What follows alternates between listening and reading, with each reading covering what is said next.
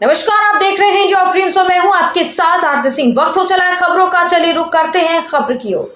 विधानसभा में गूंजी मुजफ्फरनगर के युवाओं की आवाज। मुजफ्फरनगर विकसित भारत युवा संसद 2026 कार्यक्रम के अंतर्गत केंद्रीय बजट 2026 पर आधारित विषय विकसित भारत के निर्माण में युवाओं का मार्ग सशक्त बनाना पर जिला स्तर पर उत्कृष्ट प्रदर्शन करने वाले प्रतिभाशाली युवाओं ने राज्य स्तर पर जनपद का गौरव बढ़ाया।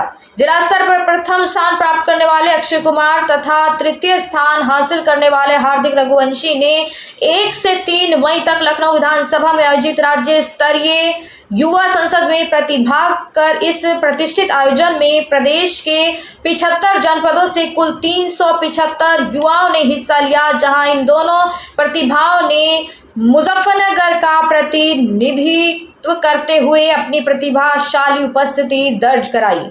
कार्यक्रम का शुभारंभ विधानसभा अध्यक्ष सतीश महाना के कर कमालों द्वारा किया गया, जबकि उत्तर प्रदेश के उप मुख्यमंत्री ब्रजेश पाठक विशिष्ट अतिथि के रूप में मौजूद रहे। युवा संसद के दौरान प्रतिभागियों को विधानसभा में ऐतिहासिक सदन में बैठाकर अपने विचार रखने का अवसर मिला, जो उनके लिए अत्यंत प्रेरणादायक और गर्व का क्षण रहा।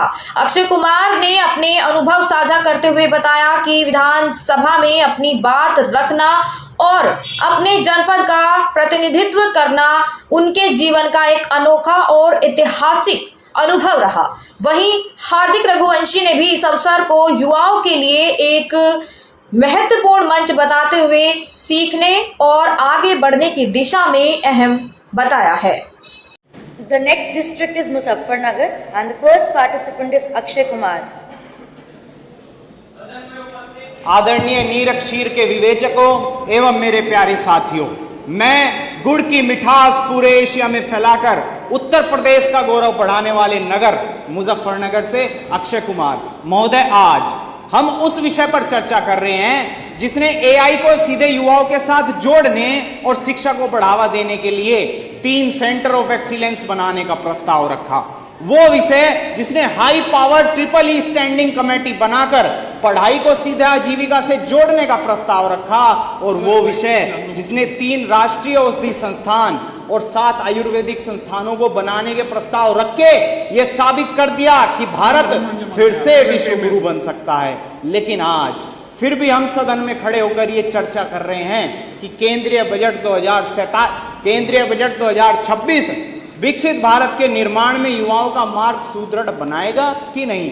महोदय, युवाओं का मार्ग सुदृढ़ बनना तो तभी शुरू हो गया था जब 1 फरवरी को 11 बजे श्रीमती निर्मला सीतारमन ने शिक्षा और युवाओं के लिए लगभग 1,46,000 करोड़ का बजट संसद में पेश किया, जो कि पिछले बजट से 8.5% अधिक था, जिसमें 15,000 सरकारी स्कूल और 500 कॉलेजों में एवीजीसी कंटेंट क्रिएशन लैब बनाने के फैसले ने हमें ये दिखा दिया कि समय के साथ शिक्षा में बदलाव ही विकास को जन्म दे सकता है।